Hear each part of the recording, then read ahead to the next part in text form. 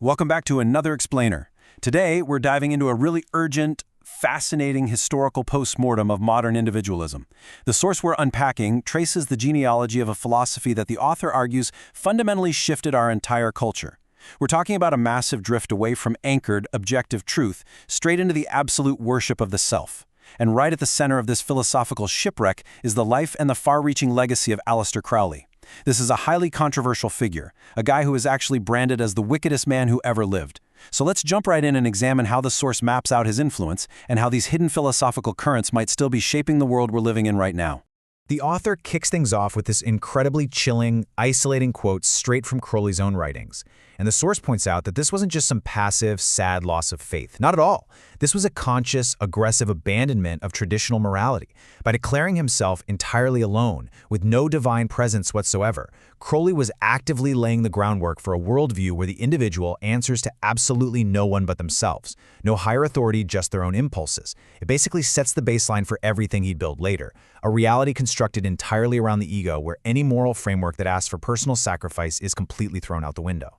To really wrap our heads around this ideological shift, the author contrasts two totally different ways of approaching reality. Think about traditional, classical philosophy. It was all about anchored truth, right? The goal was to reform your own internal desires to align with an objective, external reality. But Crowley? He championed a radical reversal. He pushed an ideology based entirely on subjective desire. In his framework, you don't change yourself to match the truth. You rewire the truth to match whatever it is you want. And the author makes a compelling case that this isn't just abstract academic theory.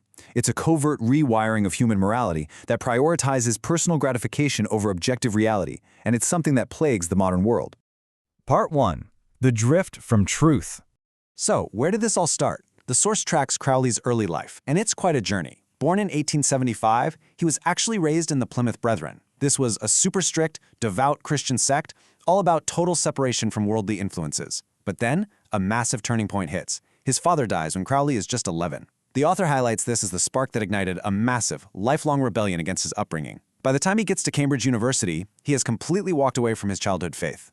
Instead, he dives headfirst into a libertine lifestyle. We're talking explicit bisexuality, heavy opium use, and a growing obsession with the occult. Part 2, Rebellion and the Occult. He didn't just drift, though. He actively sought out dark, esoteric knowledge. The source details his rapid climb through a secret society called the Hermetic Order of the Golden Dawn, which he joined in 1898. They had this really strict three-tier ladder. You start in the outer order for the basics, move up to the second order for advanced magic and alchemy, and then there's the super elusive third order, which was all about making contact with these esoteric, secret chiefs. Crowley became absolutely obsessed with mastering these levels. But the author emphasizes that he wanted to blend their traditional ceremonial magic with his own highly controversial, radical sexual practices. He was like a sponge, intensely soaking up their core teachings, the Kabbalah, tarot, astrology, alchemy, the whole shebang. He learned the systems incredibly fast, but here's the catch. His aggressive tactics and extreme practices were too much even for a secret occult society, and he was actually expelled after just a year and a half. But, as the source points out, the damage was kind of already done. He took all those complex esoteric tools with him and eventually synthesized them into his own highly destructive, independent system of magic, a system totally focused on asserting his own individual will. Part 3. The Book of the Law. Now, to understand the true wreckage of Crowley's legacy, we have to look at 1904. He's on his honeymoon in Cairo, Egypt with his new wife, Rose. And what do they do on their honeymoon? They engage in esoteric rituals. While Rose reportedly acted as a medium, Crowley claimed that a spirit, a non-corporeal entity named Aiwass, dictated a whole new religious text to him over 3 days. This became the absolute foundation of his new philosophy, called Thelema, and its golden rule is simple but incredibly sweeping. Do what thou wilt shall be the whole of the law. The author views this as the ultimate distillation of his worldview. It's the absolute unrestrained worship of the self.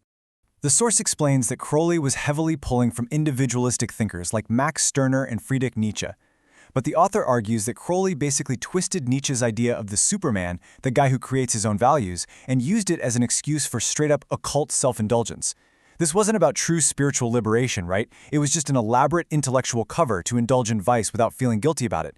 And it had devastating real-world consequences. Just look at his wife, Rose. She was continually subjected to his demanding rituals, fell into severe alcoholism, and tragically was eventually committed to a mental asylum. And if you want to understand the sheer hostility behind his work, just listen to this quote. It's incredibly aggressive. The source highlights the vitriolic hatred and deliberate blasphemy running through his publications. Crowley wasn't just politely disagreeing with Christianity, he wanted to violently mock it and tear it down entirely. The author makes the case that Crowley's ultimate goal was to completely replace Christian morality with a new era, an era that glorified unrestrained indulgence and dominance. He was literally trying to invert traditional virtues, framing any kind of self-denial as a pathetic weakness and absolute, ruthless self-assertion as the highest possible good. Part 4. A Genealogy of Dark Ideas. So, what happened after Crowley died in 1947? Well, his ideas definitely didn't die with him. The source meticulously maps out this massive family tree of modern occultism that he spawned.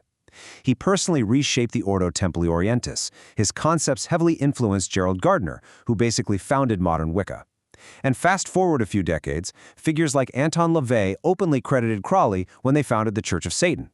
Even modern chaos magic relies heavily on Crowley's core idea that belief is just a tool to get what you want.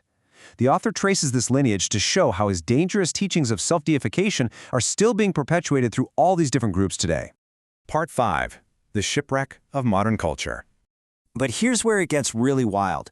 It's not just underground secret societies. The author argues that the wreckage of Crowley's worldview is floating all over our mainstream pop culture. I mean, his face is literally right there on the Beatles' S.G. Pepper album cover. Led Zeppelin's Jimmy Page was so obsessed he bought Crowley's old estate near Loch Ness. David Bowie's 70s personas drew heavily on this stuff. Marilyn Manson, of course.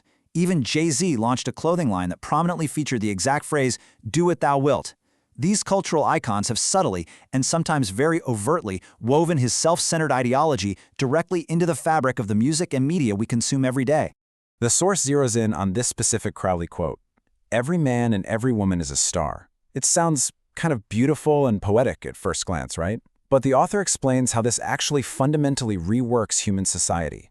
By elevating every single person to this sovereign, near-divine status, you completely abolish the idea of any external moral law. Think about it.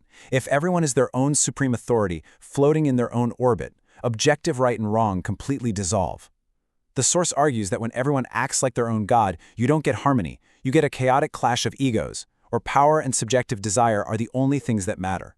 And that brings us to the ultimate ideological critique from our source. The author argues that today's massive cultural obsessions with things like self-love, self-care, and finding your authentic self, well, they might actually just be softer, sanitized rebrandings of Crowley's narcissistic ideology. Now, they sound therapeutic, right? But the author posits they often operate on the exact same premise, that the highest possible good is just fulfilling your own desires and creating your own truth. It's a really subtle rewiring of society under the guise of compassion. The source boldly claims that our modern pursuit of ultimate self-actualization is actually the direct descendant of Crowley's radical, godless philosophy. Part 6. Recognize, resist, and restore. To really drive home how deeply these hidden metaphysical ideas embed themselves in everyday life, the author drops this wild historical anecdote about Halloween. You know that classic innocent image of a witch flying on a broomstick? Turns out, it has a much darker origin. The source explains that this actually comes from historical occult rituals, where practitioners would literally lace ointments with powerful hallucinogens. They'd apply these to broom handles to aid absorption, which caused these vivid, intense, drug-fueled trips of flying. It's a striking reminder that metaphysical ideas have real roots.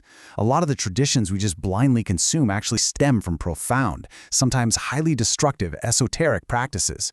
Which leaves us with a pretty heavy question to chew on as we wrap up this explainer.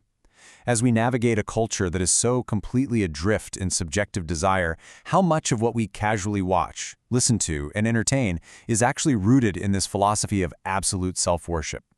How many innocent ideas have a dark history behind them? We really hope this deep dive gave you the context to better analyze the source's arguments, to recognize the lineage of the ideas shaping our modern world, and to start critically examining the philosophies hiding right beneath the surface of our everyday culture.